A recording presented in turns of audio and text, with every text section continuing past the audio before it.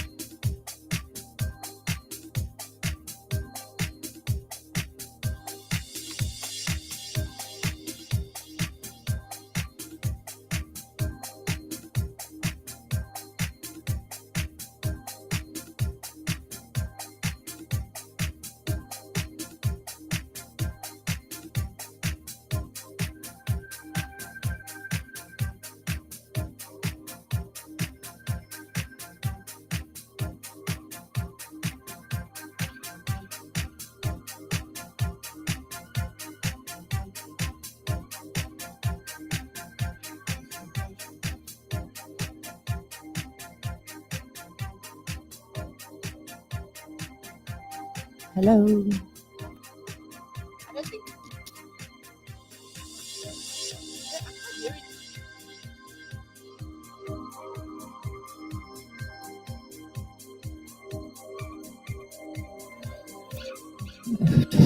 Okay.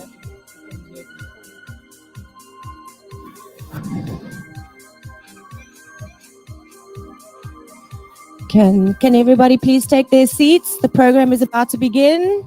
Thank you.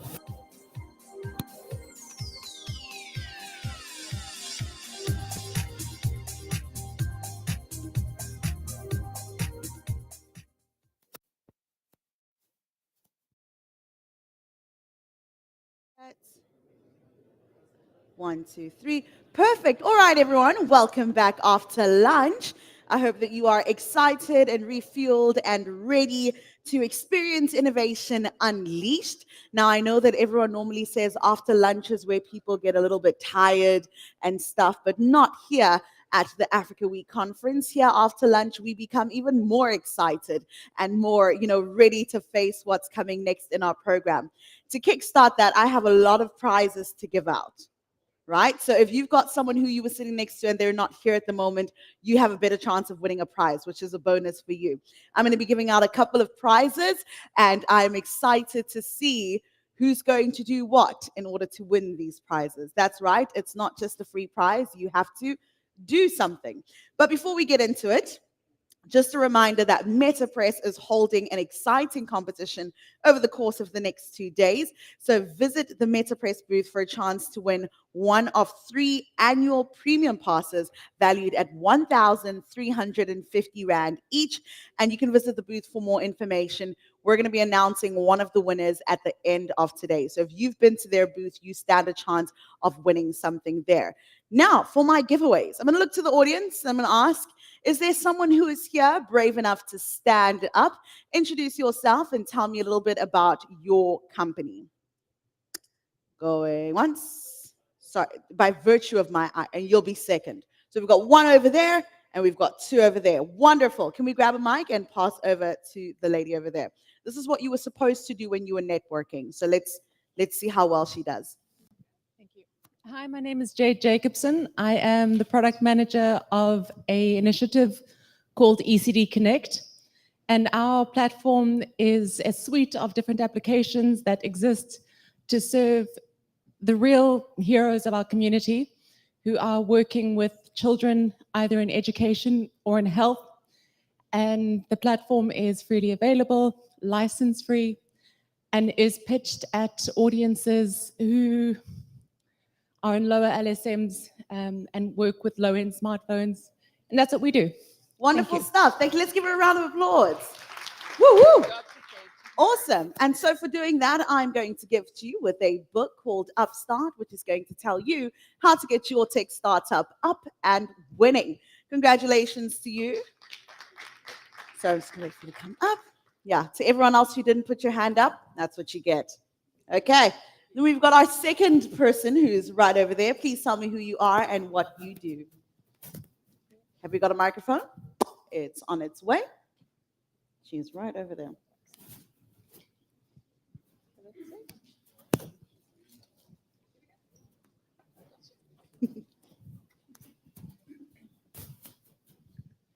Hi, everyone. My name is Michelle Smith. I am a team lead at a company called On Demand Application. We're based in Estonia in Europe, and we've been operating for 14 years. We service the industry for ride-hailing and for software solution, whether you're a startup or an existing business. We host over 72 countries around the world, and of our top clients, process about 1.4 million orders per month. So feel free to reach out to me. I'm sitting over here. Wonderful. Thank you so much for that. Let's give a round of applause as well. And your prize is, drum roll, you're getting a one Life and Brand dinner for two voucher at any La Parada or Tiger's Milk establishment. Feel free to take me. All right. Wonderful. Round of applause for that.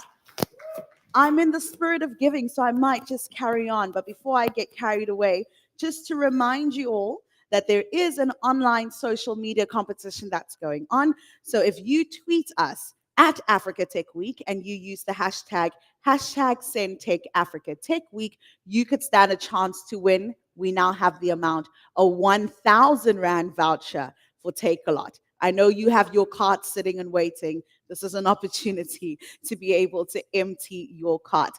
Now, when posting on social media, I've had some people ask questions, what exactly do we post? It can be anything from pictures to snippets to quotes to points that you've learned, absolutely anything, and you get yourself into that competition. All right, so with that being said, we're going to move on to our next session. I hope that you had a good lunch. Did you have a good lunch? Lovely, tasty, widespread. Did you meet new people? Did you meet new people? Great, wonderful. You're going to get an opportunity to do that in a little bit as well. But moving on to our next session, we're going to have a tech talk presented by none other than Nedbank. Ticket number 1, please head to Tele 5. And the name of that talk is going to be Collaborating to Unlock the Potential of Fintech to Drive Financial Inclusion and Economic Growth in Africa.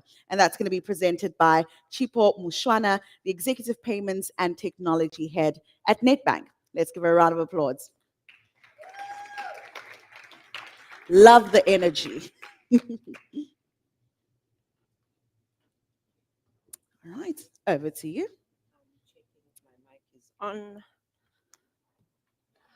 Checking if my mic is on.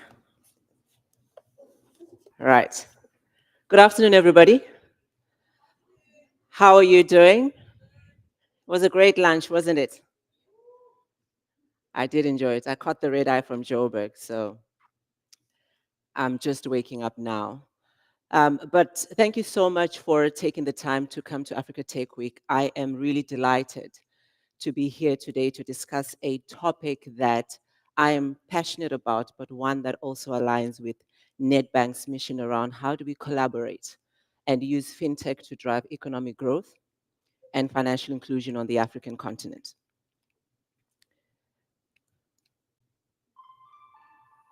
Was that supposed to happen? Okay, so my slides are not there. Not a problem. We'll continue. So this topic holds great significance and depth. And while I could speak on it all day, I'll make sure that I stay within the allocated time slot because I have to fly back to Joburg, but also out of respect for the upcoming esteemed speakers that will be sharing after me. As a lot of you know, Africa stands at an inflection point with regards to transformation around financial services. And this inflection point has brought us to a point where we understand that technology presents opportunities that are and will continue to enhance the livelihoods and the economies of this continent, provided we approach it and its utilization in the most strategic and thoughtful manner. There was a talk that I attended when I arrived, and it was one of the fintech businesses, Mukuru, and they were discussing how they move into different territories, 54 states, 1.2 billion people, and yet we don't have a cookie cut recipe.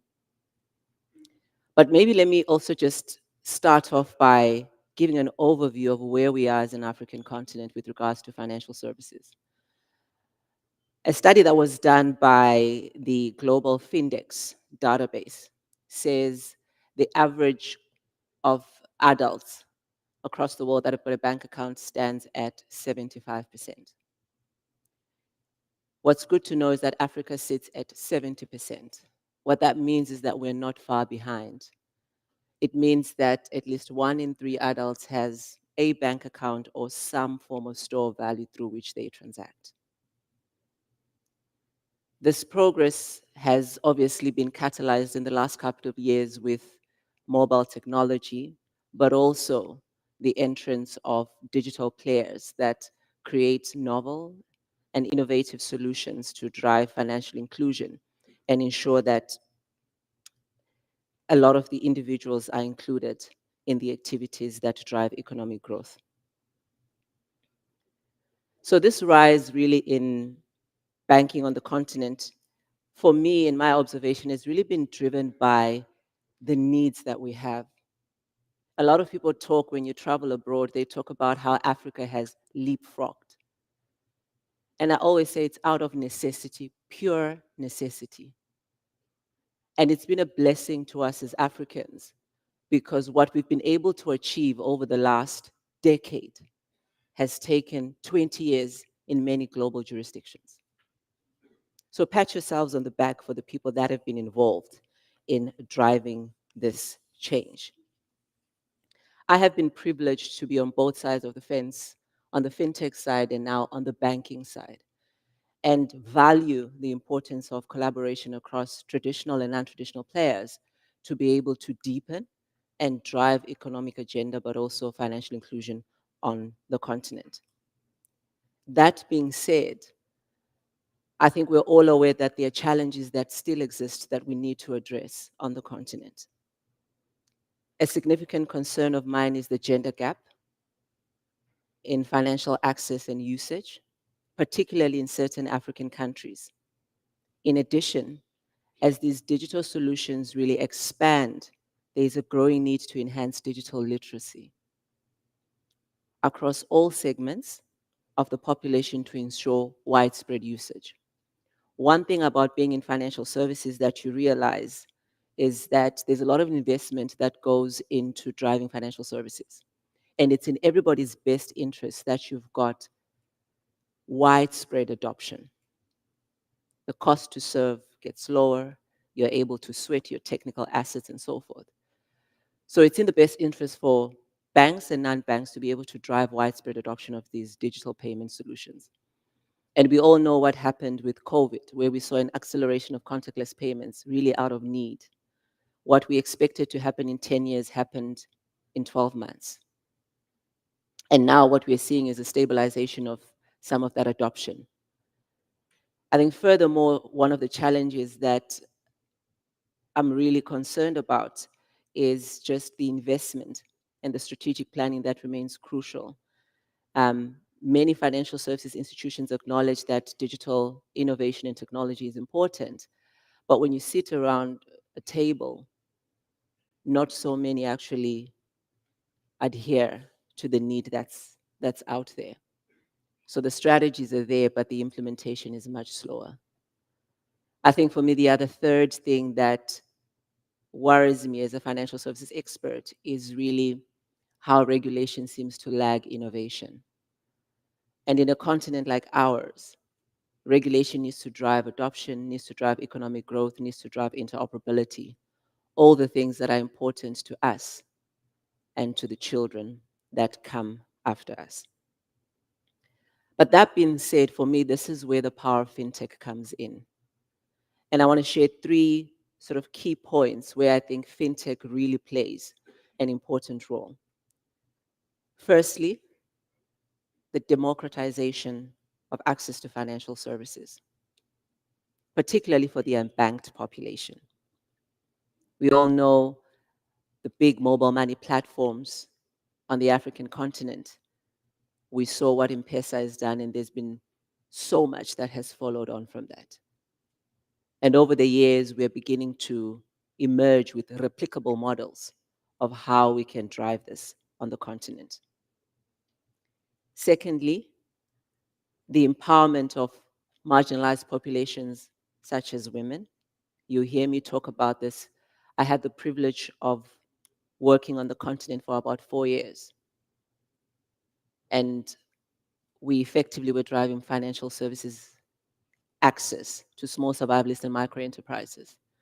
And it's heartbreaking what you see across sub-Saharan Africa and the burden that women have to carry, not only to support their families, but to keep economies and communities afloat.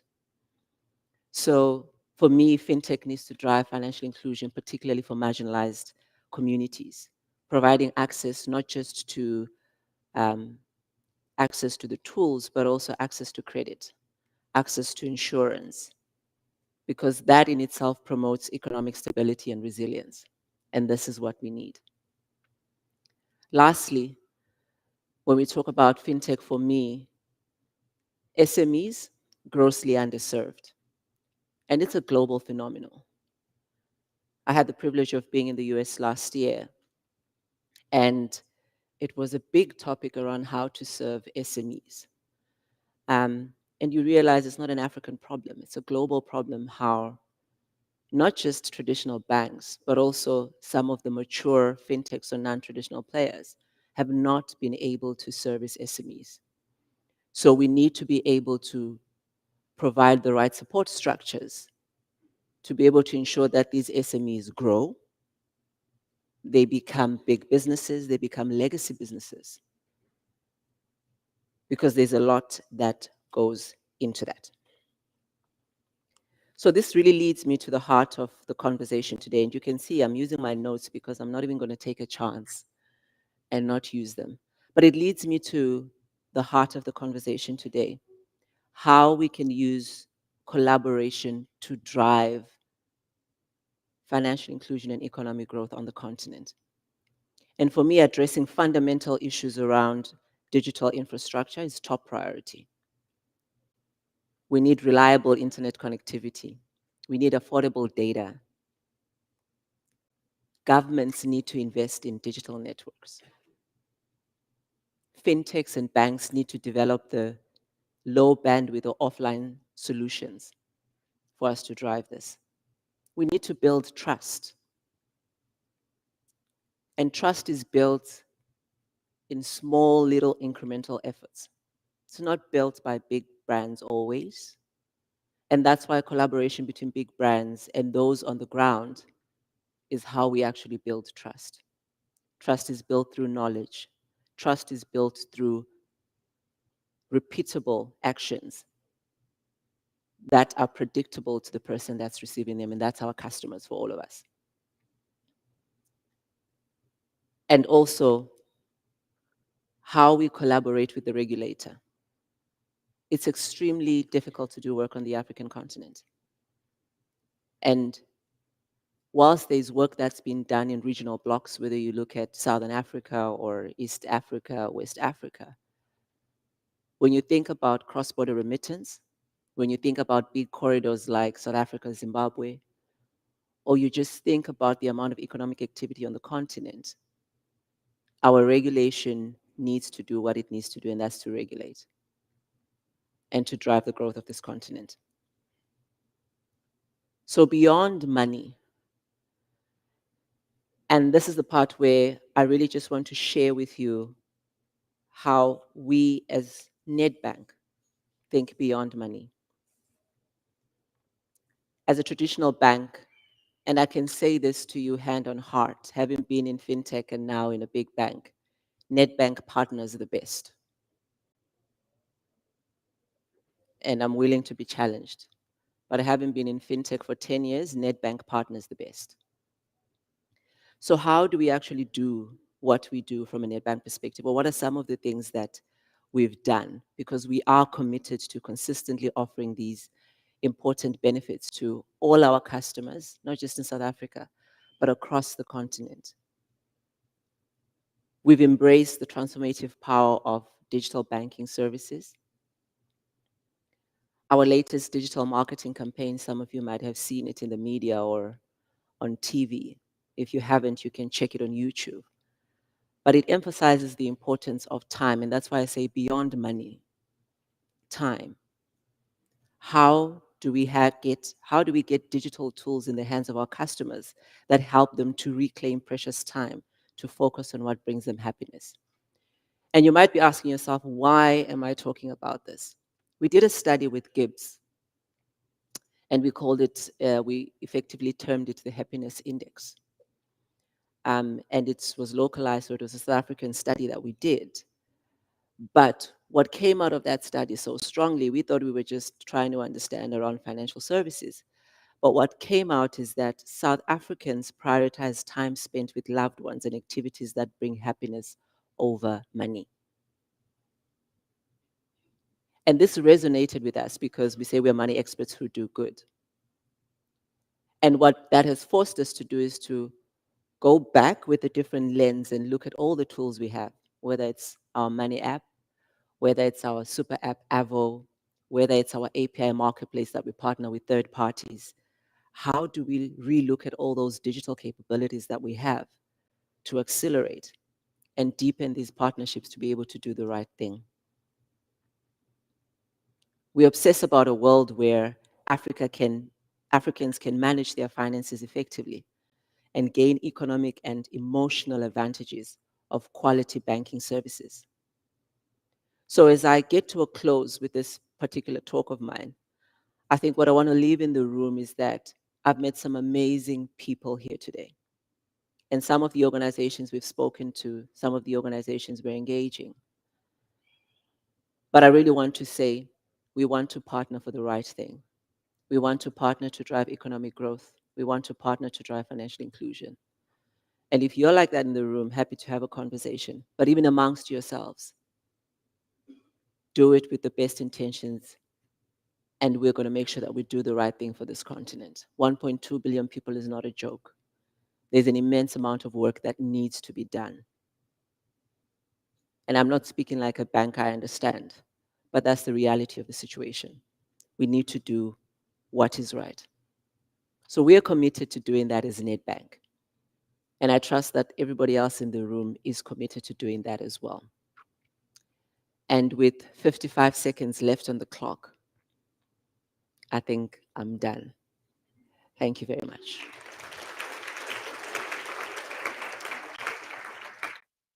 Thank you.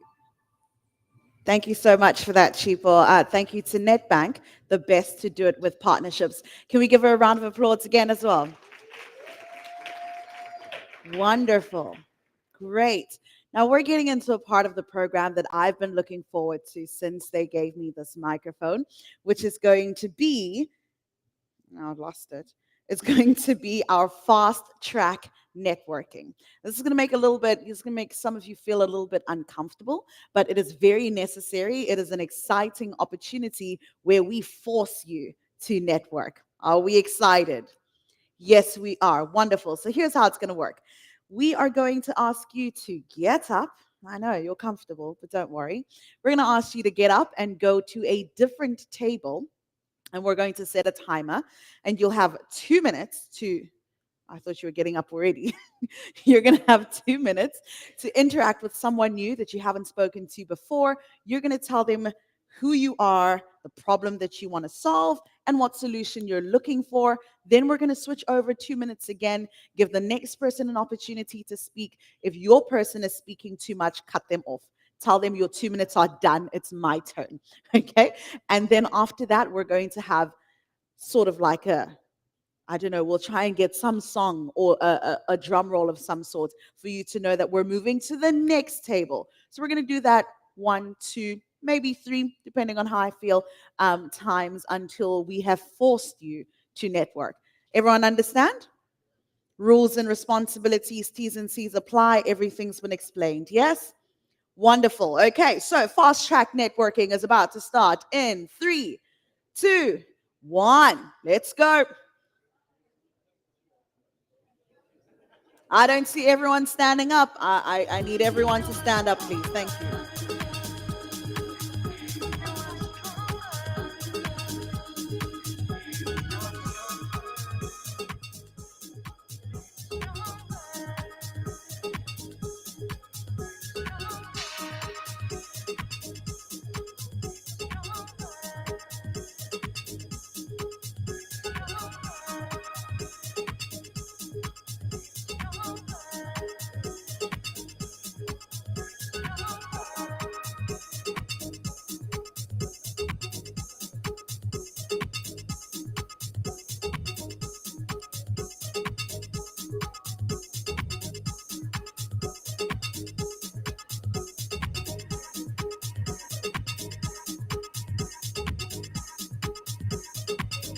All right, that's 1 minute done. You should be talking about your problem.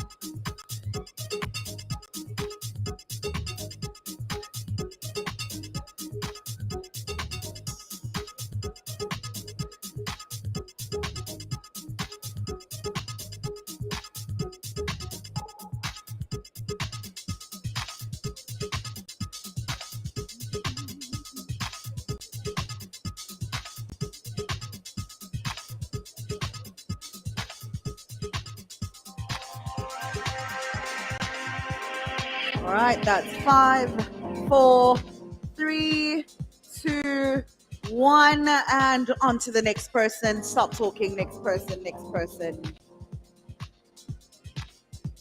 No, as in, don't move to a next person. Tell.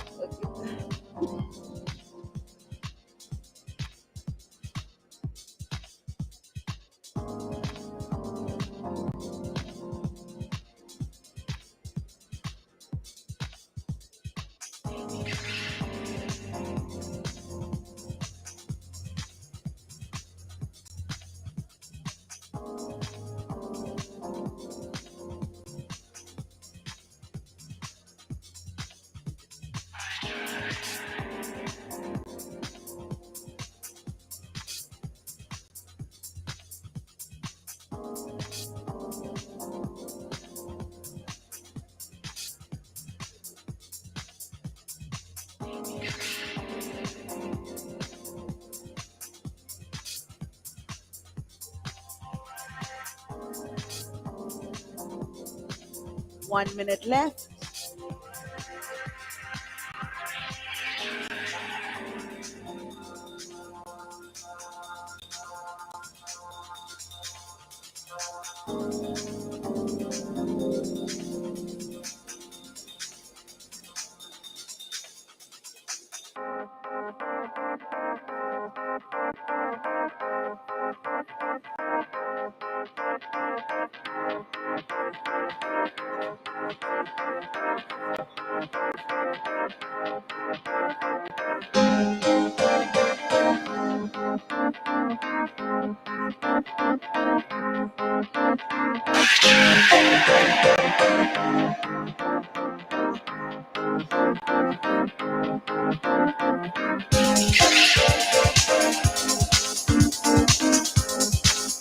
That's 5, 4, 3, 2, 1. Wonderful. That brings us to the end of round one.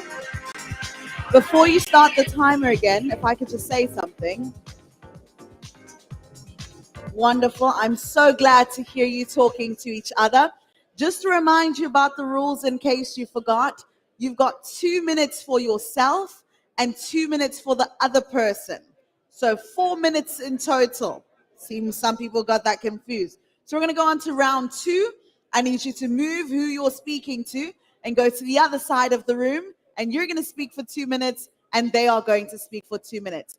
We can start round two in 3, 2, 1. All right, let's move around.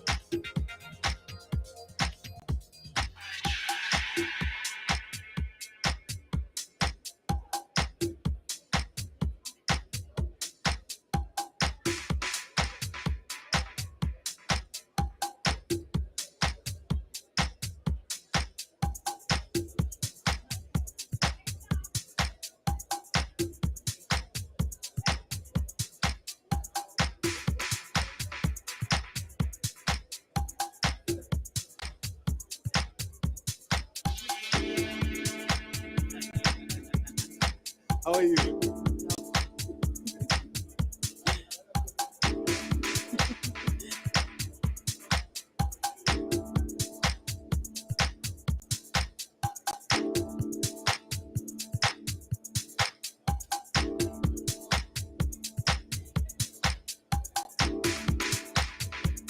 All right, you are switching speakers in 5, 4, 3, 2, 1. Next person should start speaking.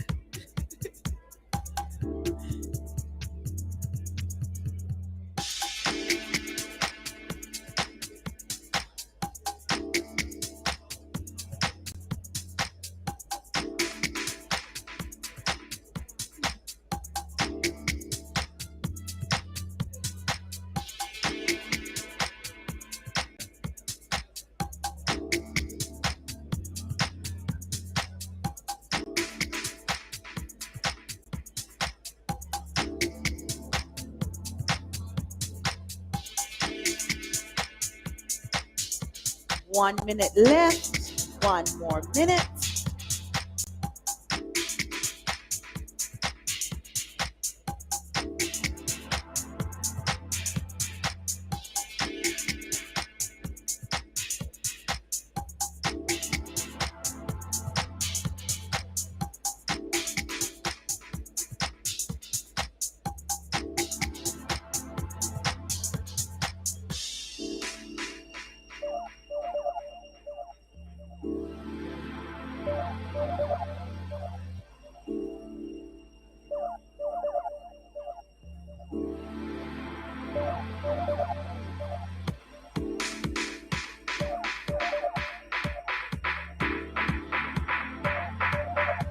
Okay, you should be closing your conversations now. You've I see no one is coming to me. Let me come. My name is Carlos. I'm from North Africa.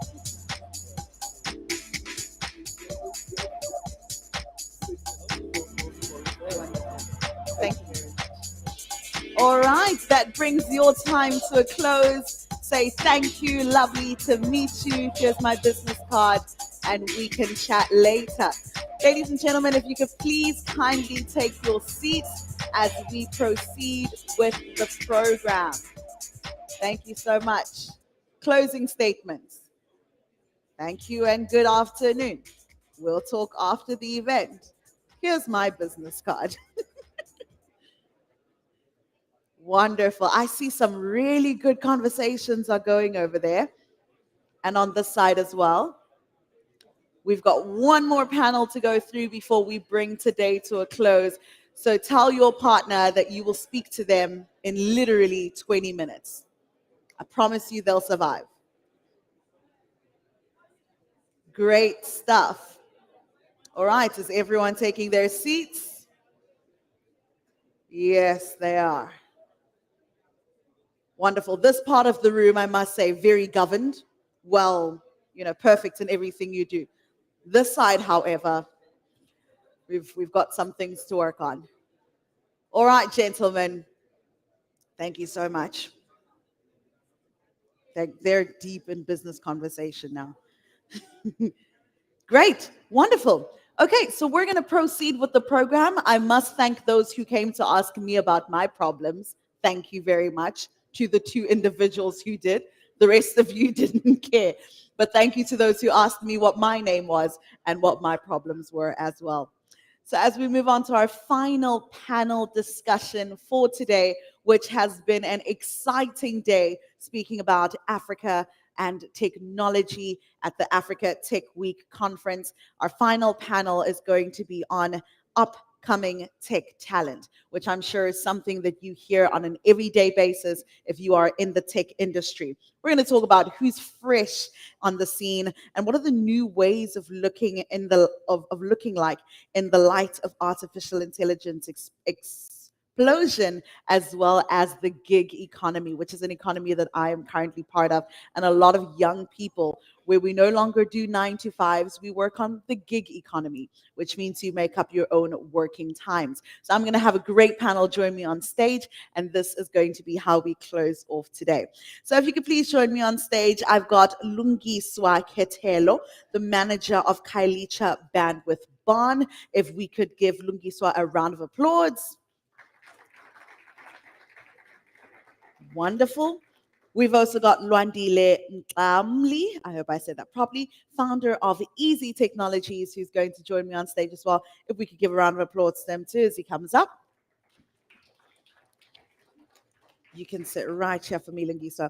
Then I've got Alexandria Proctor, founder of Digs Connect. If you could also join me on stage, Alexandria, if we could give a round of applause as well. And then I've got Molehe Wesi, who is the CEO of Zadna, if I'm not mistaken. If you could join me on stage too. Round of applause there.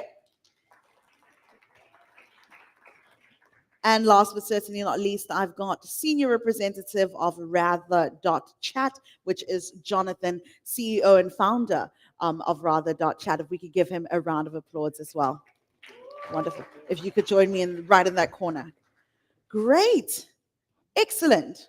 So our final panel for today, I'm excited about it, and I'm sure you are as well. Lungiswa is going to start with you. So as the manager of the Kailicha Bandwidth Barn, you work with a lot of young people, a lot of young entrepreneurs in townships, specifically significant. Do we miss one speaker? Let's get our final speaker on the panel. You can hop on that side as well. Don't worry, great to always make an entrance. Lungisa, as I was saying, so you work with a lot of young people, a lot of young entrepreneurs in townships, which is very significant to the African continent and the African economy as a whole. So tell me about some of the up and coming talents that are shaping the industry of tech. Well, thank you for the introduction. And I think, firstly, what I'd like us to do is look at shaping the industry from a perspective of an entrepreneur from the township or marginalized communities and the issues that they do face.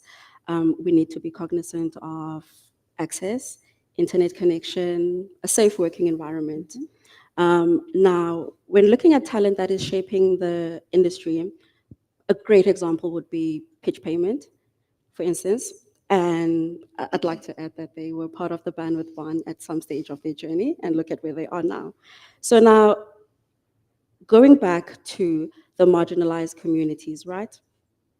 Sorry, guys, I'm nervous. This is my It's first okay. time. This is a safe space. Yes. So now I'd like us to take a different lens again. When you look at a business such as Easy Technologies or an ABCD concept, which is businesses that are currently operating a Kailicha bandwidth bond, those businesses, we first need to look at how they are shaping their communities. And they do that through creating sustainable or creating self-sustainable businesses, creating sustainable communities, and also creating job opportunities that contributes to South Africa. Now, in so doing, I believe they are shaping the industry. Thank you so much for that, Lungiswa. Randile, I'm going to come to you, founder of Easy Technologies. Now, you are the embodiment of a young entrepreneur, and I'd love to know what role you see the youth playing in transforming the tech sector. Thank you for the invite, first of all. Um, when we look into the AI in our days, and we look into the current state of the youth, South African youth, or I would say like any youth, has been exposed to technology. And if everyone can come to the party, instead of like going outside, come to the remote areas, come to the township, and like expose this youth to the tech tools, because some they do have like these tech resources, but they do not know how to monetize. And in order to do so, we need to teach these young people how to make living out of these tech tools, because they are well equipped. But now the real people that are capable of doing that is the investors that are sitting in this room, to come to the townships, to come to the remote areas, to the villages, to say, okay, where and how can we partner to solve these issues so that we can take Africa to the next level? We've got the Kailicha Bandwidth, which is a safe space for young and upcoming entrepreneurs that is working closely with us as entrepreneurs to say, okay, how can we assist you? So we invite everyone in the room to come and partner with the College of Bandwidth Band, so that we as these young entrepreneurs can get these opportunities. Thank you so much for that. And it's so important to create a safe space, specifically for tech, because tech just seems so scary from afar. And so creating that environment that makes young people feel comfortable enough to want to learn, I think, is so important. Moleshe, I'm going to come over to you and ask, what would you say is the best approach to upcoming tech and helping them to build an online presence that would penetrate the market? Okay. Let me first start by saying thank you very much for the invitation. Good afternoon to everyone. And I know we sort of stand in between your break or end of day, but really it is a pleasure to sit amongst the young tech entrepreneurs. So to simply put it, I think the first thing is to have a compelling online portfolio. It's important to build that portfolio so that at least you extend your reach, beyond the geographical location as a tech entrepreneur where you are and operating. The other one would be, which is be willing to give for free. Engage in community online platforms so that you get that recognition. It's always beautiful to see someone being part of building something that they know for a fact they will not get any economic beneficiation. However, it will expand the networks and people will start recognizing the intellect and IP you are able to provide to that specific community. The other one, of course, is be accessible. Don't fall into the trap of creating some sense of scarcity and trying to drive up sales and all of those things. Share information on your platform, while of course you are grabbing that attention and ensuring that people are able to engage you. It goes without saying, I need to recognize my paymaster. She's somewhere in here. So you have to, in one form or the other, try as best as possible register a domain name which is local. And what do I mean about that? Should you be in South Africa, register one which is .za. Should you be in Zimbabwe, register one which is ZW.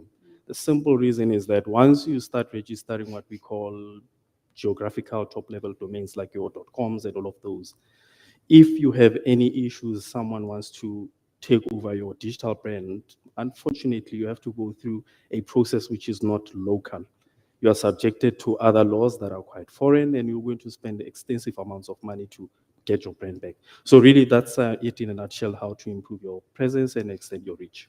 Wonderful. Thank you so much for that. And I mean, we hear this often and it sounds a little bit childish, but sharing really is caring. Yep. And that's essentially what you're saying. Coming over to you, Jonathan, CEO and founder at Rather.chat.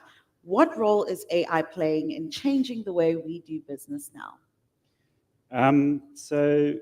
It's quite early days, I guess, in an AI perspective, and we haven't quite figured out exactly what the long run implications are going to be. And that's quite broad, not just in the workplace, but in the school and education space as well. We know that it is going to make certain jobs redundant. I think that it's not something that we should be putting our energy into fighting to stop that from happening, but rather to redeploy skills and talent in order to leverage it to take people forward.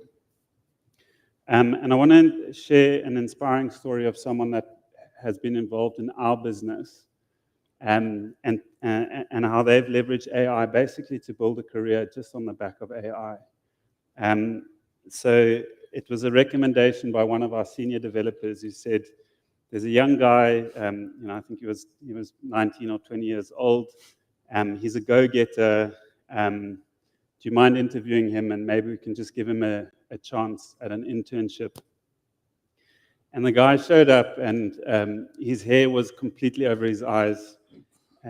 For security, he took the steering wheel off his car, so he brought the steering wheel into the interview. And he had very broken English. And in going through the discussion with him, because I could hardly communicate, my initial thought was, no, this is just not going to work. And it was only because the senior developer said, look, it's on me if it doesn't work out. And so I thought this is going to be the biggest disaster, and we get them a very small stipend salary. But the one thing that he did do, so he had a grade 10 at a technical high school. He shamelessly embraced the use of AI in his day-to-day work. And I'm talking to shamelessly because when someone has studied AI, what they often tend to do is try to build things themselves versus leverage what's out there. And many of our biggest breakthroughs in the last year were on the back of his R&D efforts working with AI. So despite the fact that he didn't have an engineering background, he has innovated to the next degree because anything he doesn't know, he just asks ChatGPT. If he doesn't know how to code it, he'll use ChatGPT. And because of it, he's not only now, we've increased his salary to 5 times what we were paying him in the beginning, and he's just become such a critical part of our process. And so I think that's really the opportunity. If you don't have the chance to go and study, which is a very privileged opportunity, and you don't have access to the multiple points of tech. They're just for business to work. There's legal and accounting and a million different things. And I think, again, if you can shamelessly use GPT at your fingertips is 100 times the skills that you'd have if you tried to do everything yourself. Yeah. Thank you so much for that, Jonathan. I always say all you need to give an African child is a chance, and you'll see something happen. Lastly, for you, Alexandria, founder of Digs Connect, now having successfully founded a tech venture in your 20s, how do you see these methods of entrepreneurship changing over time, especially in the light of the gig and platform economy? Oh, wow. I feel like I feel like the tools we have are constantly evolving. We spoke about AI coming out right now, and I feel like the way that how rapidly it's evolving. I mean, OpenAI just did a not a conference, but I guess a show day where they showed the capabilities of how fast AI is evolving and how all your biggest tech players in Silicon Valley have this race right now to who can do the coolest stuff first. And while it's kind of scary, because you're looking back and you're like, geez, these guys are moving quite fast, I think it's terribly exciting. I think we're living in the most exciting time to be alive right now. And whatever it is, if it's platform businesses that are coming out and people sort of finding niches there, or if it is the gig economy, and especially like in an African context, we're looking at, you've got so many young people, it's the only growing continent in terms of population, and you have things like the gig economy, we're thinking in new ways about how do we get this incredible force of young people that we have across the country and across the continent, and say, look at this amazing asset we have, and getting them out there to work and to build the continent. But I think it all starts with a mindset. I think what's so exciting about being a young founder is that, Jeff Bezos has this thing he says where every day is day one, and I love that. Because often you'll get businesses that when you start, you have this like, we've got nothing to lose, we can do it all, it's gonna be amazing, because you have got nothing to lose. But you start building and it gets exciting, and then everyone starts paying attention to you, you start getting investments, and then you get to this point where you're like, oof, we've got something to lose right now. We can't actually innovate, we can't actually push the needle because everyone's watching and the stakes are too high. And then you get this S curve where it starts leveling out. You can modify your product or services. Now you're just competing for price, and it's a race to the bottom. What makes it so exciting a young founder is actually like all bets are off. You haven't got nothing to lose. So the question is, as founders get older, how do you keep this mentality where actually, the chips are always down in a way. You can always keep evolving. And especially when new technology comes out, especially when new markets are opening up. And I think AI it's sort of like when the iPhone came out and you had the App Store, it just created this whole new ecosystem for businesses to thrive. And if it's the internet, and if it's new markets, or if it's AI, you create this ecosystem. If you're not keeping up with that, then you're absolutely going to be left behind. So I think it is the most exciting time to be not only a founder, but to be a young founder, to have that every day is day one mentality, to go out and to do absolutely insane stuff, and not wait for permission, but just go there and just start building. Awesome stuff. I can see the excitement oozing out of you. I'm like, thank you. If you weren't excited about tech, have a look at Alexandria and you'll know exactly what excitement looks like. I'm going to come back to Lugisa, but first I want to chat to you, Randile, as well as Molehe. My question to you is, you're both startup founders. You're both tech startup founders, if I'm not mistaken. And I want to know what role collaboration has played in your journey, as well as product development and innovation, and what advice you would give to young people who are trying to start their own companies. We can start with you. All right. Since Easy Technology was founded in 2020, after I lost the job as an IT during COVID-19, so I decided to use what I had, the IT skills that I had, to uplift and also to motivate the job seekers in Kaitlicha to say, look, Black Child, it's possible. You losing a job is not the end of the world, but you can do something about that. So I enrolled on certain programs, few programs such as the UVU program. So I was trying to position myself to say, okay, when the going gets tougher, I have like a partner who will be with me in this journey, who I can refer back to them and say, look, there is now an influx of services that I cannot offer now. How can we partner to make sure that this client is serviced? So that's the beauty and the thing about collaboration, that you can actually access like a broader market, and you don't necessarily have to know everything. So you don't have to know everything. I think that in itself can be a quote for this conversation, and it's so important that we know that. And you, Molehe. I think from my side, just maybe for correction, I'm a regulator, so I work for the state. But to speak more to the question of collaboration, I think it suffices to know that the whole economy was built on sharing. The sharing economy, to simply say that, or platform economy for that matter. And this is what the colleagues on the stage are actually doing, to say, I don't have it, you have it. Let's leverage those resources and see what we can do better. And the same applies where we always talk from a government perspective. Sorry to bore you with the acronyms. public-private partnerships. They have taken certain countries, certain sectors forward. I think many speakers have stood on the stage and said, you know what, we as private sector, we as government, if we come together, this is what we can achieve. More so around, emerging enterprises, because if you look at studies, one of the key barriers for emerging enterprises, it can either be technological, where you look at they can't have access to these techs, and I think Lugile has touched on that. There's issues of skill, there's issues of funding, there's issues of infrastructure. But if the emerging enterprises come together and say, hey, I can offer this skill set, of course, either at a nominal price or we exchange, you go back to the bartering system and you build something which is much more beautiful and much more bigger, and which has much more bigger impact. Yep. Indeed. Jonathan, is there anything that you would add to that with regards to your journey as a founder as well of Rather.chat? Product development, collaboration, innovation, how has it been? Sure. It's a deep question. So I've been at it for the last 7 years.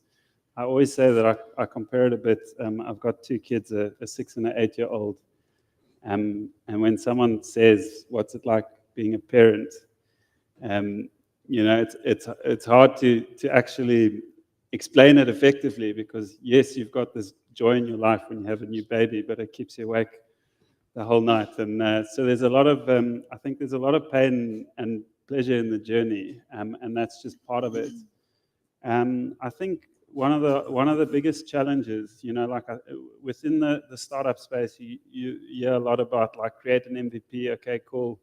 We did that, and then you scale your business. But there's this period in between, like creating an MVP and finding product market fit, which is extremely difficult because, in our case, I read an article by the then chief strategist of Naspers, and this was, he wrote it in 2016, and he saw from the investment in Tencent and WeChat in China, that chat, there was something with chat commerce and a shift from apps to chat. And I read the article and I was like, I'm sold, because I launched the business as an insurance comparison engine. And then I was like, everything's going to be in chat. You can order your pizza, get your advice, and whatever else. And then there's this period, you could only get to chat via Facebook Messenger. It wasn't on WhatsApp. The AI was just shocking back then. And so you're a believer. You say, this is the way the world's going. This is the future, but it's not the now. And when you're living in the now and you keep saying about the future, but it's not there, you need this amazing persistence and belief in terms of where things are headed, and to stick to that belief. And I always tell myself, like, when you start seeing that people can see the same picture that you see, like, don't lose track of that journey of how difficult it is to persist with a vision when no one around you believes you, or they think it's a fad, or they, AI, and they throw everything in the same camp, and crypto and this and that. So I think persistence is probably the most underrated quality that you have to have, and it's easy to say persist, but when it's like 6 or 7 years, that's a long time to be fighting the struggles of startup. Thank you so much for that, Jonathan. Now I'm going to come back to Lugisa, and my question is for you as well as Alexandria. Will come to you afterwards, and that is, so what are the ways that we can support the youth in becoming Africa's next Elon Musk, perhaps? How can we support them? Firstly, I'd like to say I don't think Elon Musk knew that he would be the Elon Musk that we know today. By so saying, let's support those unconventional ideas. Let's listen and not dismiss what is potentially a business opportunity, and also let's support and aid those ideas to flourish. And basically, what at Kailicha Bandwidth Bond, what we do is create those platforms, or create a platform for such ideas to flourish. Wonderful. And yourself, Alexandria? I think that when I think back of my own journey, and it's been 6 or 7 years, and the question of persistence is a great one. Often I say that you just have to survive your own stupidity. You know, if you can stay alive for long enough, because you're gonna make the most heinous mistakes, and you look back and you're like, how could I be so stupid? And you like hope that right now you're not being that stupid. You really are. And it's always a case of, the rearview mirror is clearer than the windshield. When I think back, what really kind of kept the business alive going, kept maybe even me alive going for all this time, and the ups and downs and the journey of it, is really community and the friends I made along the way and the mentorship. And so I think the main thing when it comes to how do we get aspiring founders or new founders, or anyone really interested in just building technology and building the future, is just to have a sense of community. I think it makes it a lot more fun. And I think fun is underrated. I think that if you're just slugging day in and day out and you absolutely hate it, you can be the most like robotic person, be like, I'm just going to work. But eventually, we have the Olympic system. And it kicks in, you just think, actually, I'm done. I'm out. I'm over this. I'm burnt out. I'm exhausted. I've gone through 2 big burnouts and they are not fun. And every time you're just like, what am I doing it for? What is it for? You can have this big picture and you can think it's so exciting, but it is a long journey. And the persistence is so key. And so if you're not having fun and if you're not enjoying the process and you just focus on the one day, you're not going to be able to make it. So I think the most important thing is to foster a sense of community. And this comes down to community events and creating spaces for young founders, access to mentorship. All my closest friends are founders. And we have a very morbid sense of humor because of what we have to go through. It's like, oh, what's your runway? 2 hours, excellent. We've got 2 hours of drinks then. So I think having that community and having that space, and I think how people that have more resources can assist young founders is to create those spaces and create those events. I think you can't force friendships, you can't force a vibe, but you can create a space people can come to and they can be together and they can learn from each other and they can engage and they can really have fun with building the tech they're building, and to just check in with reality and touch grass and be like, it's not always going to be fabulous. Not everyone's always, cutting $10 million seed round checks and it's all, absolutely brilliant.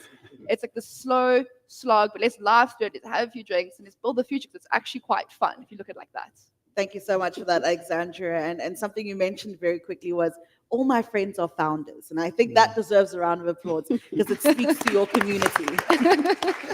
I think that's incredible. If we took on that responsibility of making sure we brought everyone else along with us on the journey, it would be great. So I'm going to go around and ask everyone one word: the future of tech in Africa. Okay?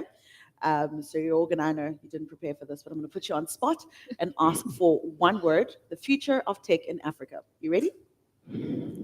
We'll Are you ready on that side, Alexander? Okay. I always go first. Why not? Chuck me in the deep end. I'll swim. Well, of course, that wouldn't be me if I didn't say the future of tech in Africa is absolutely thrilling. Thrilling. Love to hear it. Yeah, very similar but exciting. Exciting. You just stole my word. Synonyms of exciting. I think I share the same sentiments. But how can I say inspirational, for lack of a better word? Inspirational. Wonderful. Still needs some work. I'm sorry? Still needs some work.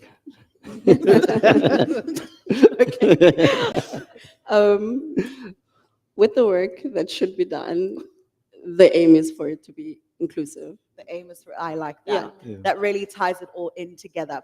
Now, before we end the session, I've been told we can have one bonus question from the audience. So I'm going to just look around and see if there's anyone who's got a question about upcoming talent, tech, youth, African youth, tech talent. Do I see a hand? We've got one hand waving frantically at me. If we can get a microphone to that individual so that we can all hear your question, that would be great. Wonderful.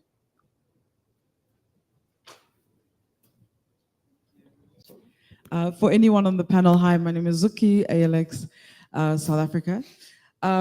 If you could ask the president to remove one barrier that would enable this topic, what would it be? What would be the one thing he should just delete, cancel, forget about, except tax? Wonderful question. So if there was one thing you could control, alt, delete, what would it be? Do we have anyone who's... Let's go for it. ESCOM. We need to Well. privatize. Thank you, thank you. we need to privatize our grid instantly. I think that we have an exceptional class of business leaders in South Africa that prove time and time again that we let the private sector handle things in South Africa. It works exceptionally well. I think that government should focus on less things and let the private sector focus on more things, especially as critical as our national grid. And the failure of our national grid has had the most dire consequences for business in South Africa, investment in South Africa. So I would say that would be what I would push for. Wonderful. Alexandria for president. And one other thing is the tender system that I would delete. Yeah. Gone. We got anyone else in the panel? No, we're good. Okay. ESCOM tender system, delete. Gone. You agree? Okay. Wonderful. I think that brings us to the end of this panel discussion. Please give my panelists a wonderful, riveting round of applause. Thank you all so much. Thank you. You can make your way down from the stage. Thank you for representing youth in such a phenomenal way. Great to share the stage with you. Let's give them another round of applause. That was great. Thanks, Alexandria. All right. That brings today's formal sessions almost to a close. But before you stand up and run away from me, I've got a couple of announcements that I would like to make you aware of. First of all, what an incredible first day of the Centech Africa Tech Week conference. Let's give everyone a round of applause for a phenomenal, phenomenal day. Now, we hope you enjoyed every single moment of it, and we hope that you're feeling inspired and energized and ready to take on the world of tech and ready to experience innovation unleashed. As a reminder, all of the displays happening outside are incredible. If you haven't been to those booths and platforms yet, please do that before you rush off home. There's just amazing things happening in tech in Africa, and I would hate for you to walk away with missing it. A huge thank you to all of our speakers, all of our panelists, those who were with us physically as well as virtually, for your workshop facilitators, for sharing your insights and expertise with us, and even getting vulnerable with us as well today. We have loved every single moment of hearing your voice. You are truly the rock stars of tech, and we are honored to have had you with us. So thank you to everyone who has spoken on stage. Now, we also hope you enjoyed the Easter egg hunt, finding our stickers in our program. If you did not know, yes, yes, yes. And did anyone find any of them tricky? Stickers in the programs? No? You didn't know? You haven't looked? Look at the program. When you have an opportunity, we'll try this again tomorrow. Have a look at the program. There are some fun things for you to do over there. We've also got a couple of you guys who have been tweeting us, and our marketing team already knows a winner that they're going to let me know just now, who the winner of the social media competition is. To our sponsors, again, thank you. Tomorrow we are right back here. Registration is from 7:30 to 8:30 a.m. and we're going to start promptly on time. So please do make your way, grab some coffee so that we can start. Again, our activations will also be happening tomorrow. So if you didn't get to one today, make sure you come tomorrow to find out what's happening over there. We've thanked the sponsors, we've thanked partners, we've thanked speakers. We thank you for coming, and we look forward to seeing you tomorrow as well. Without you, this event would not have been successful. You are definitely the heart and soul of everything that we do here at the Africa Tech Week. So before I say goodbye, I'm just going to look to the tech team if I can have a name of the Meta Press winner, as well as the social media winner as well. Okay, so have I got a Lerato Sepoyokele? Have I got a Lerato in the room? Lerato, this is your moment. Are you here? We'll be in touch with you, Lerato. If you know Lerato, if you spoke to her because you were supposed to network with her, one of you has to know her. Please let her know. And then we've also got Anva Rabinet, if I'm not mistaken. Have we got Anva in the room? Yes? Yeah. Okay, we'll be in touch with Anver as well. Last but not least, Oliver.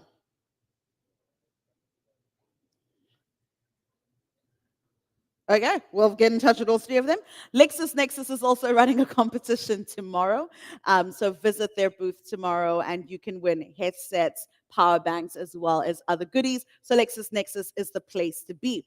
All of those winners will be again announced on our social media pages. We will follow up with them tomorrow as well to make sure that they get everything. Wonderful. So we know that we're here tomorrow, 7:30 to 8:30, and I think that we've gone through all of the announcements. So on behalf of the entire Tech Africa Week team, we would like to wish you a restful rest of your day. We look forward to seeing you bright and early tomorrow. It's been an honor being your MC for day one. I hope that you've enjoyed it as much as me. Yes. I hope that you've enjoyed it as much as me. Wonderful. And I look forward to seeing you all tomorrow. Have a great evening. I forgot, we have the pitching den tomorrow as well, so here's the place to be. So see you tomorrow. Okay, now you can have a great day. Thank you so much.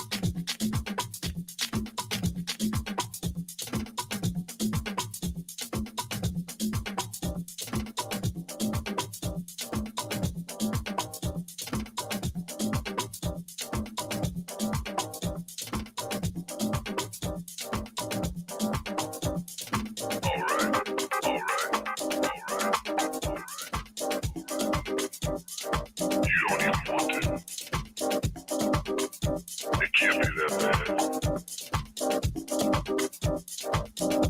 Come on, just give it a try. Then it just keeps going.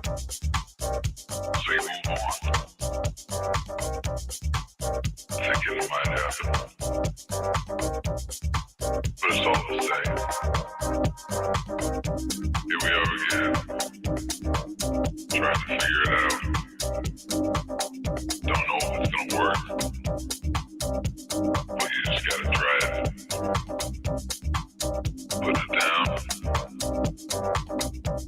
Fill in the holes. The space and time. Enough to get your mind off the daily grind and back into the groove. It's gonna make you move. I can't figure it out this time. What I'm gonna do. But you gotta see it through.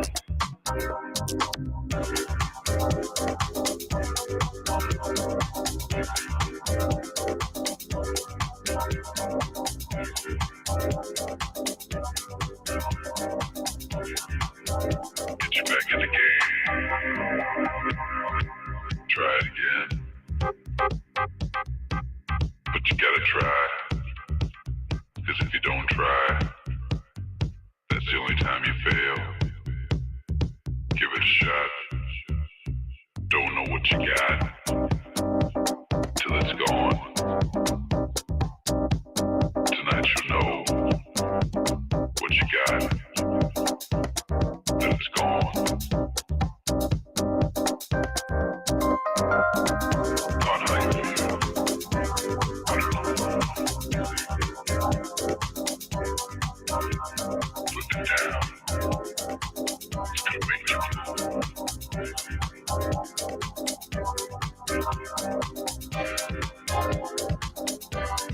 Talking more shit. Just get on and come on over. Cause man, I can't wait. I can't wait. I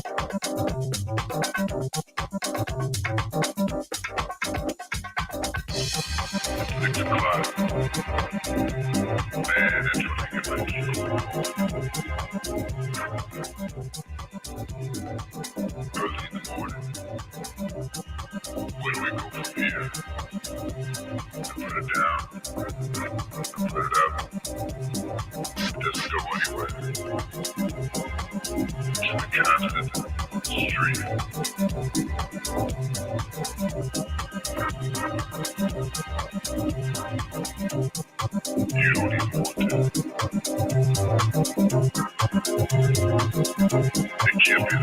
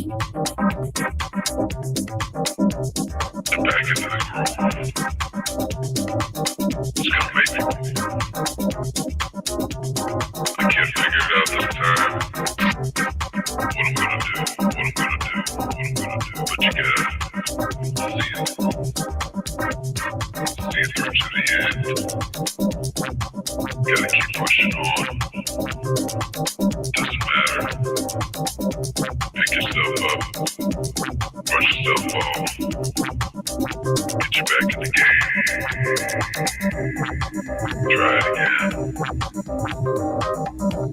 But you gotta try. Cause if you don't try, that's the only time you fail. Give it a shot, give it a shot, give it a shot, give it a shot. Don't know what you got till it's gone.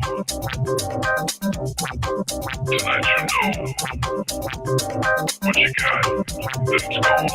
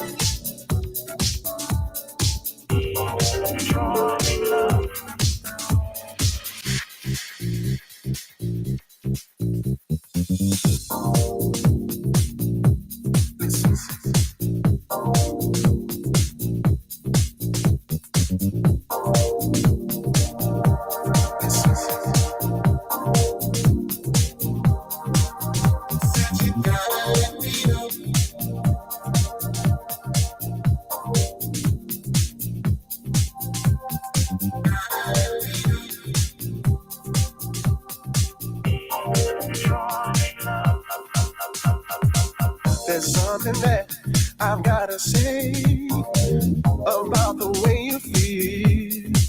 Yeah, baby, you know I'm here for you, and you know that's real. Yeah, yeah. So even if you're with me, or even if you're far away, I know that you're here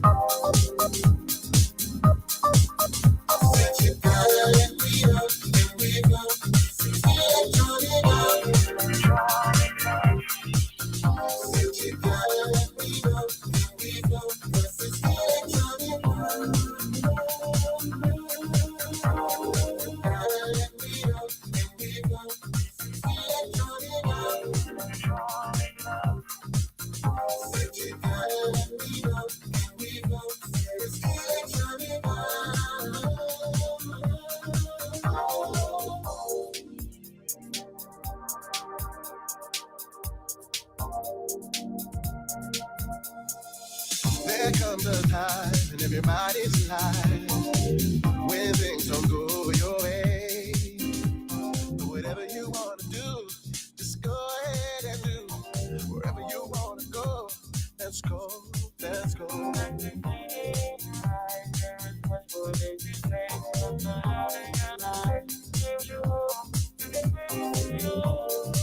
Make sure you give it your all. That's electronic love. Said you gotta let me know, let me go. Electronic love. Said you gotta let me know, let me go. This is electronic love. Gotta let me know, let me go. Electronic love. Said you gotta let me know, let me go. It's electronic love.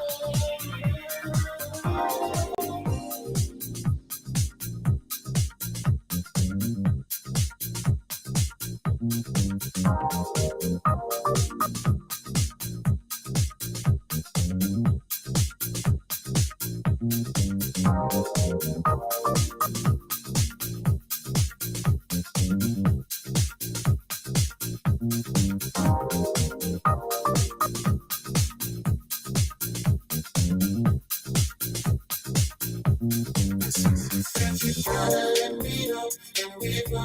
This is electronic love. Said you gotta let me know, let me go. This is electronic love. Gotta let me know, let me go. This is electronic love. Said you gotta let me know, let me go. This is electronic love.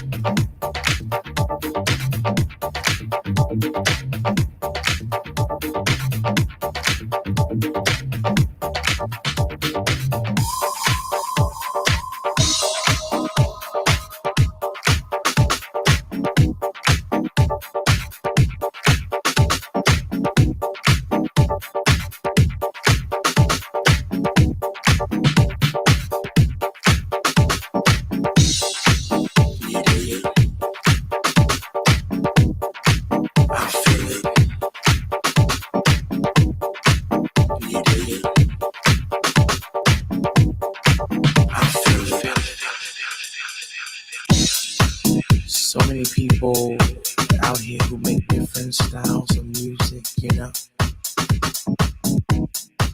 This music is something that is felt from each individual person who makes it.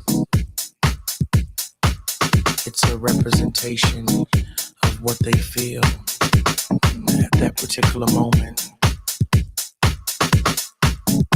I think we need to open our minds some more, because the only way that we can be successful in our music is by coming together as a community.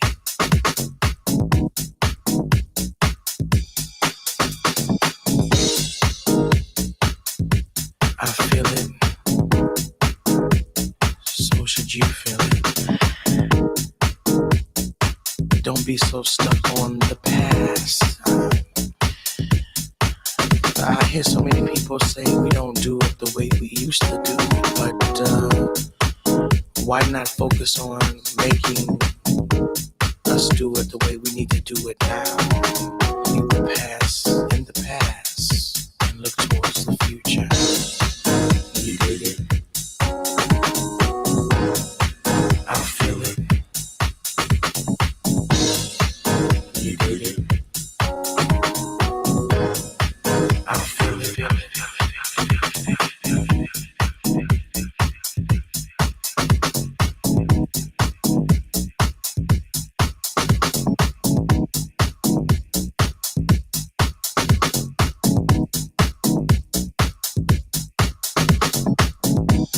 The sound of music changes and changes all the time.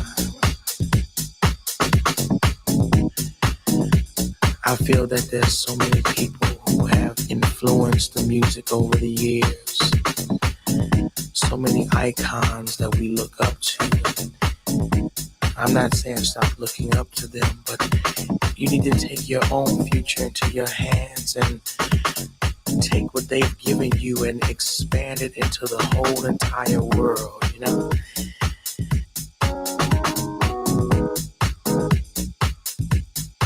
Taking what was given and setting it out into the world with your own imagination, with your own creativity, and make it your work and make it your idea and spread it out throughout the world. That's a community.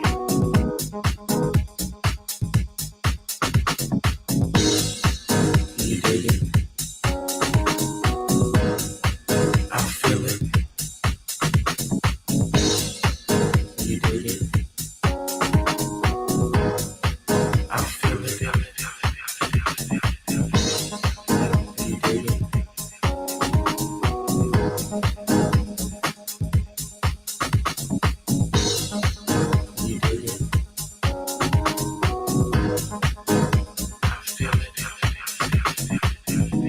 You need to open up your heart and your mind a little more and accept what they've given you. It's all a message in this community we know as house music. Take it from me, I've been doing it for many, many, many years. I mean, I've gone through the disco, I've gone through so many areas of music, from the original tracks of the Windy City to the beautiful sultry sounds of the East Coast. And now we're down to the basics once again. We're down to the raw element of the music. You dig it? I feel it. You dig it? I feel it. You dig it? I feel it. You dig it?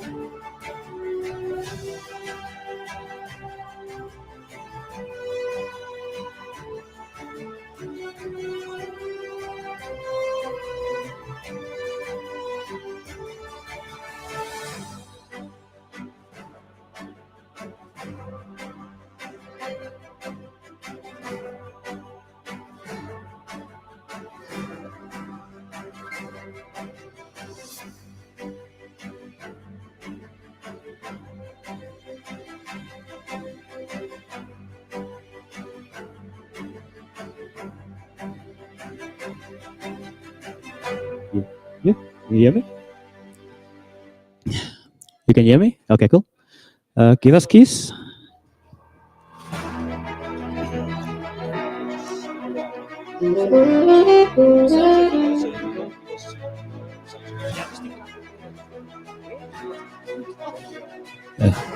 The keys are muted. Sorry, did you put phantom power on that channel? There's no phantom power.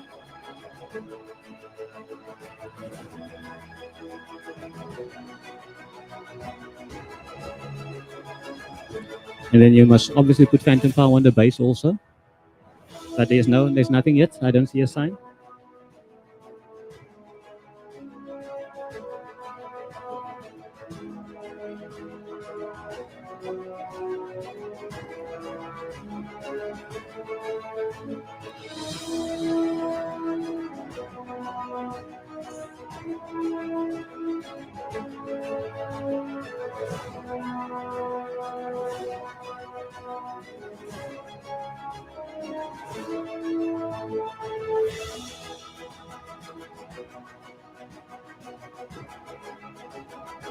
Oh, sorry, the base is direct from the pedal. But you seeing it? You set your gains already? Oh, are those selected to the patch box?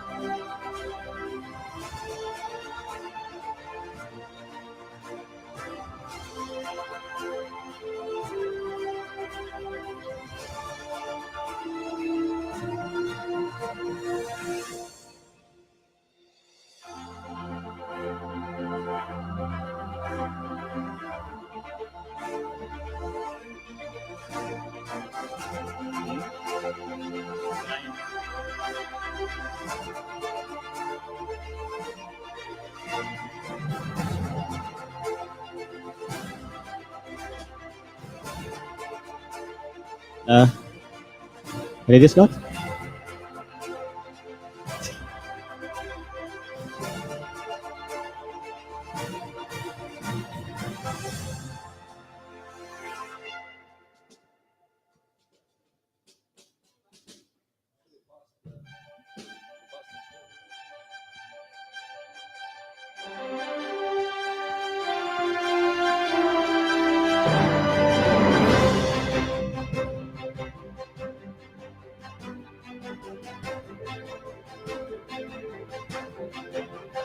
Okay. That's it. Phantom on 5, channel 5 and channel 7, I think. But I doubt we'd need because he's using his pedal box directly out.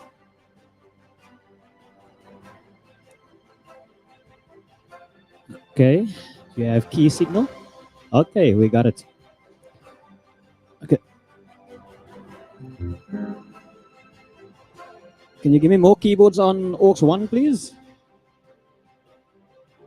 Aux 1. Only aux 1. It's too hard. Okay, a little bit down. Okay.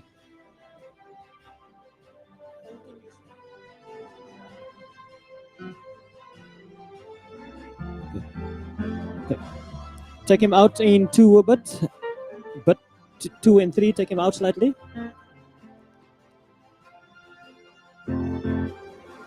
Guys, You can take him down on 1 and 5. Oh, sorry, 1 and 4.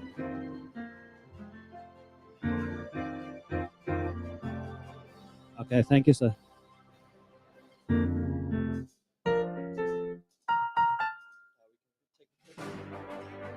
Round the treble off a little bit. Some eyes. Can you take some eyes down on the keyboards?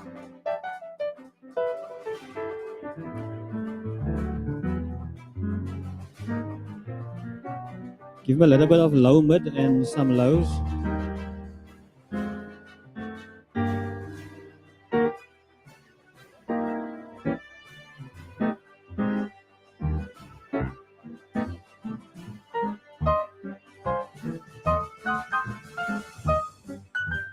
Just filter the kick drum and the hi-hats in.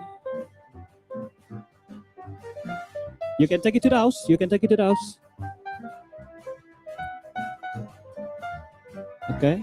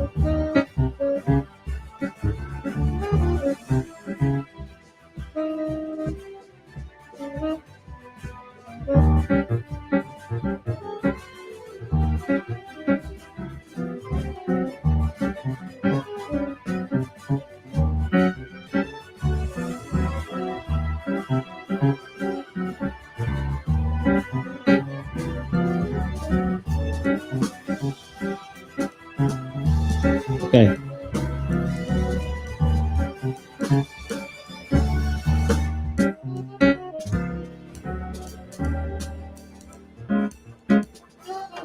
Can we go back? Can we go back to monitors?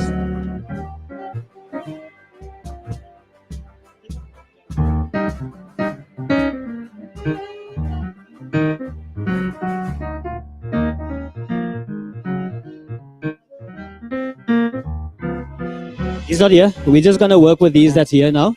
So if we can just focus on the monitors again, if you don't mind. Then we go to Buddy.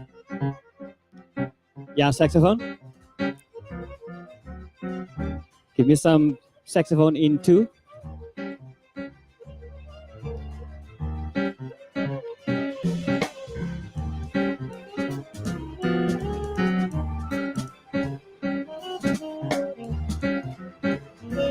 Okay.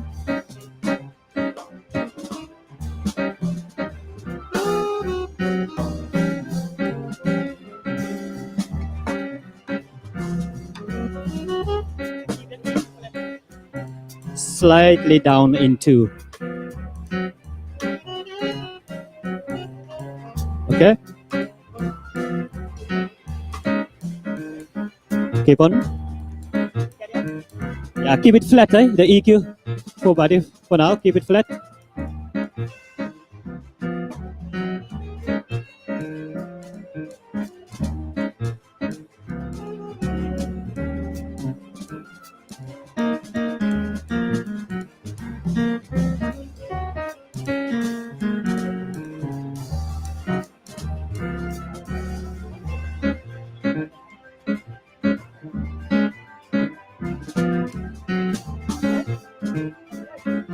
Just hold on, just hold on. I'm talking to them quickly.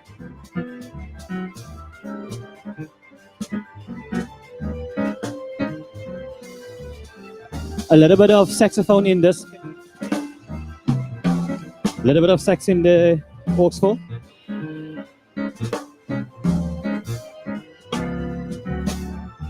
Okay, that's good. I'm just gonna change the mic on the saxophone.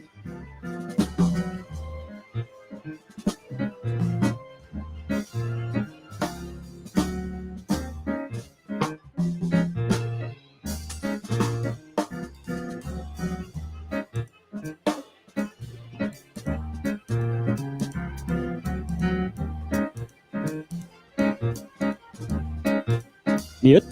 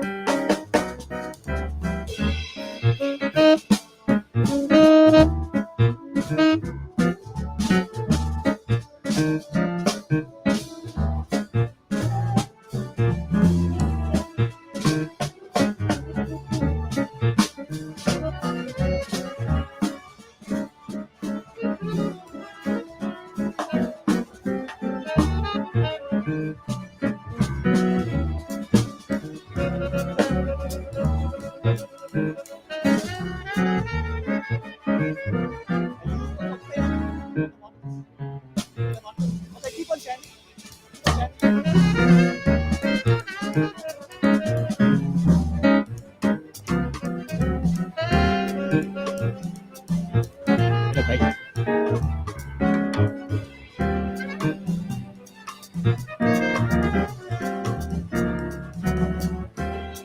Open base.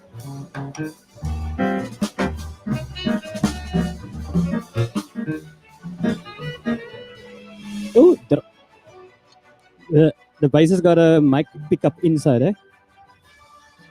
Dropping down slightly the base in the monitor, in the sound monitor.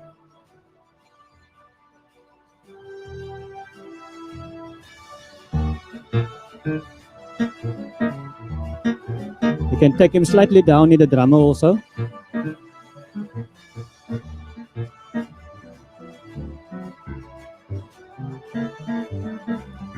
In his own one slightly up, little but just a touch. Okay.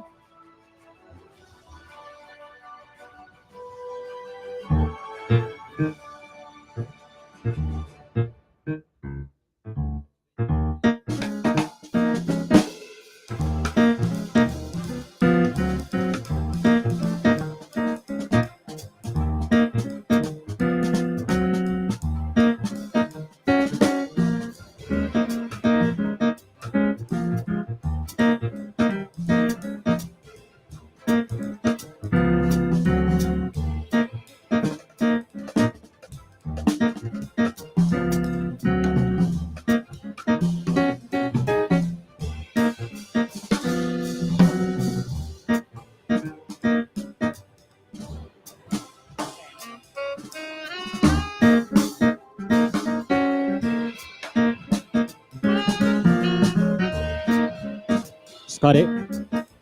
Little piano in aux 3. Little bit piano in aux 3 up.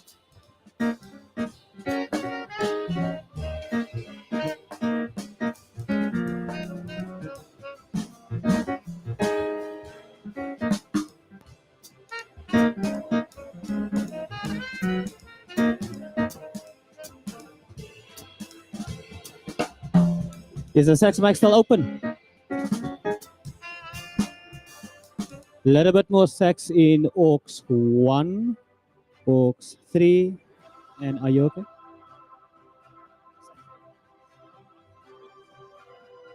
So a little bit of saxophone in aux 1 and aux 2. Oh, sorry, aux 3. Piano got louder. Did you push it up in 1 or in 3? In 3. I asked him for more, yeah. Because he's, yeah. Oh, you okay? Okay, you can drop him slightly in aux 3.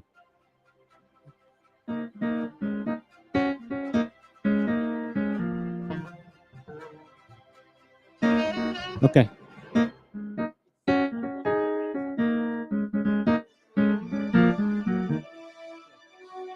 The sax on 3, drop it slightly. Little bit, the saxophone, yeah.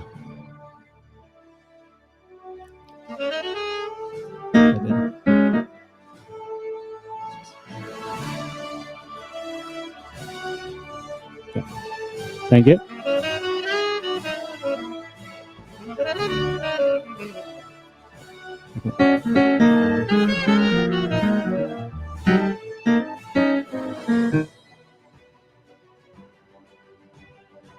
Okay, take the piano totally out in 3 again, or drop it to where it was earlier. Just kill the house for now if you don't mind. Just kill the master house. Just kill it for now. Thank you.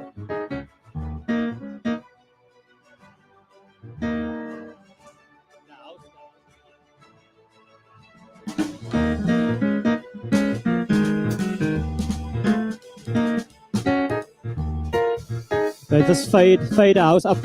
Take the house up.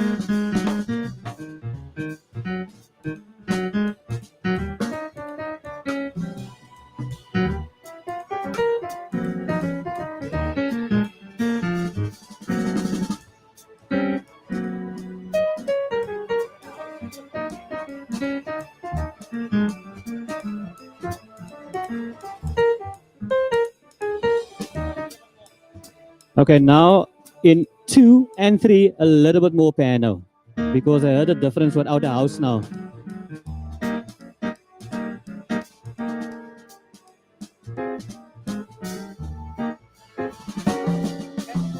Okay.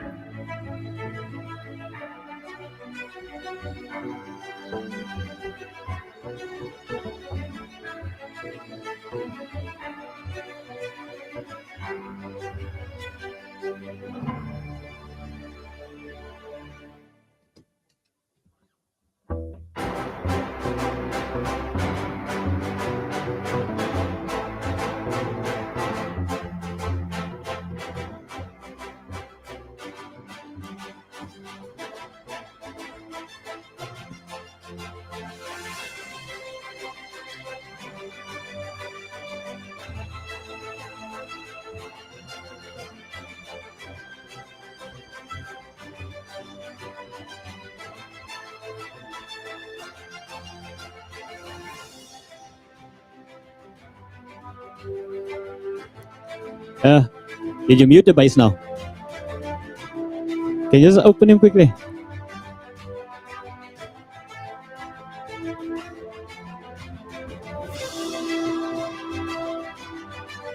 Okay, thank you. You can mute him.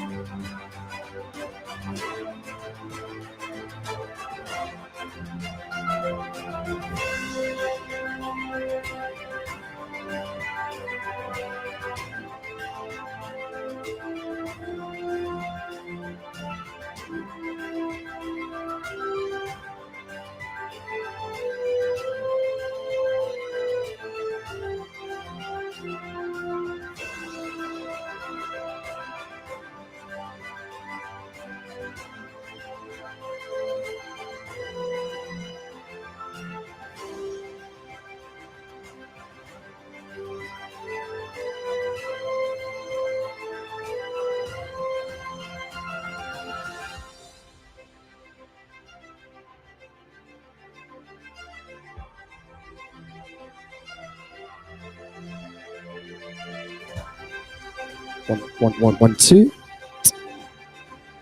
1, 2, 1, 2.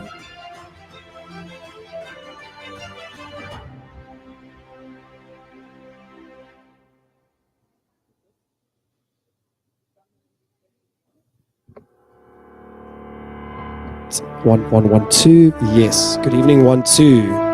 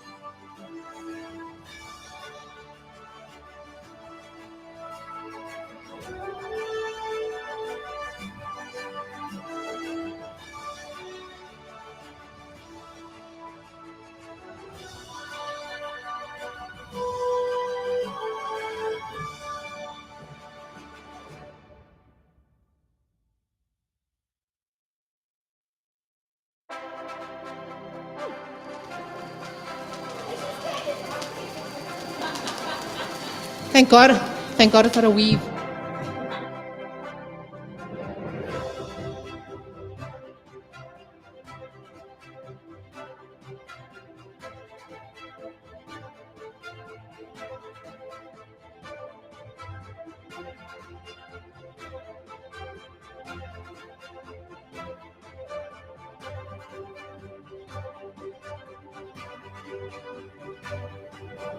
the lectern mic's off. I'm trying the handheld. Hey, ladies and gentlemen, so many of you here. It's lovely to see you all looking so gorgeous, looking beautiful. Just use your imaginations. Don't look around and act like there are actually people here. There are people here. I'm practicing. I'm practicing. Yeah, okay, we're good to go. Yeah, we're good. We're fine.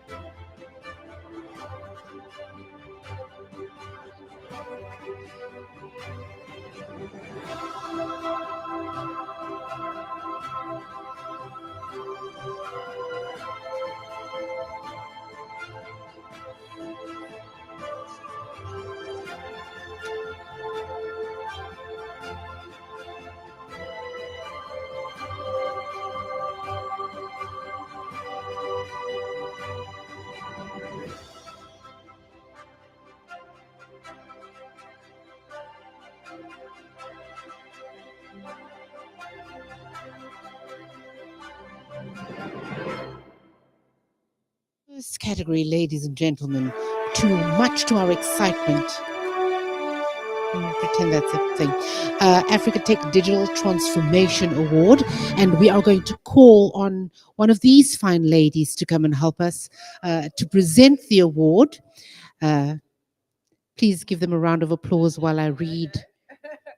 Give them, yes. But am I going to take it as a Okay. No, but it's a lot to. It's actually you're only taking the highly commended when you come up. Winners, then you'll take only the frame and the trophy. Afterwards, the champagne and flowers can be given. Yes, because it's too much. It's too much. They can get the flowers and the champagne at the interview. No, I get that, but you're swapping it. You're making the same person do a handover for highly commended and winner. Oh, I see what you're going to confuse them. No, but that's why she say. Because then we're giving away that, giving it away to the highly commended. Okay. So call the person to the stage, whoever it is, and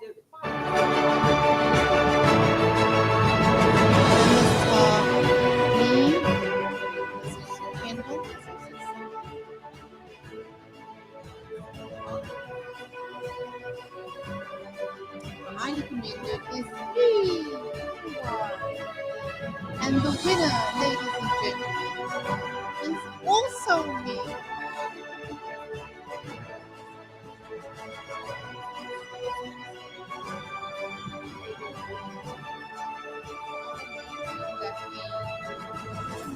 Doing the prize giving. The prize handovers stay with the highly commended and for the winner, and then once all photos are taken, then the person will be these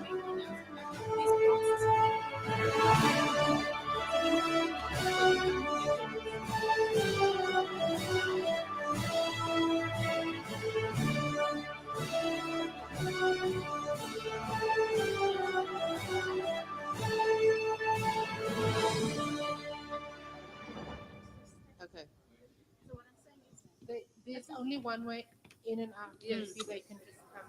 No, it's for after. Like, Oh, okay. Because they can honestly take photos at the front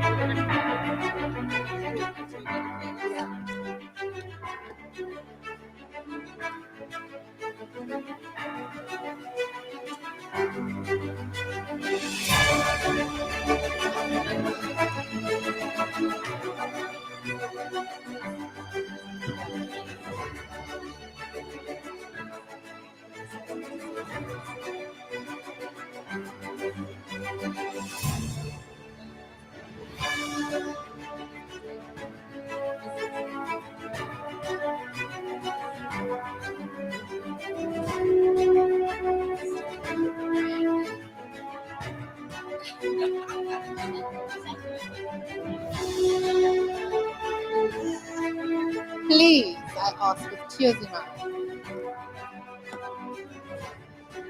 Yeah. Pretty much.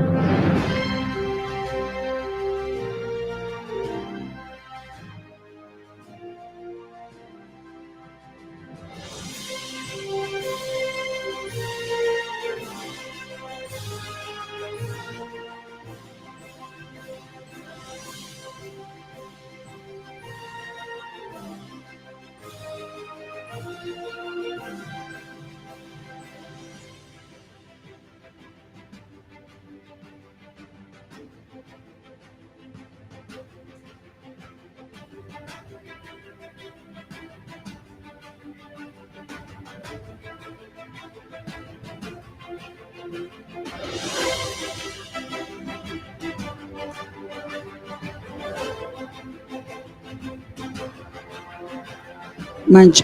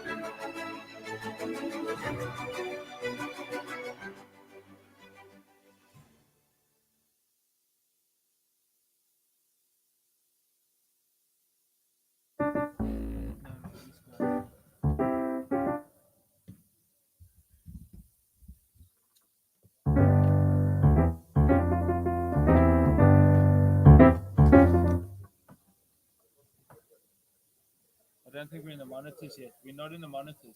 That's why.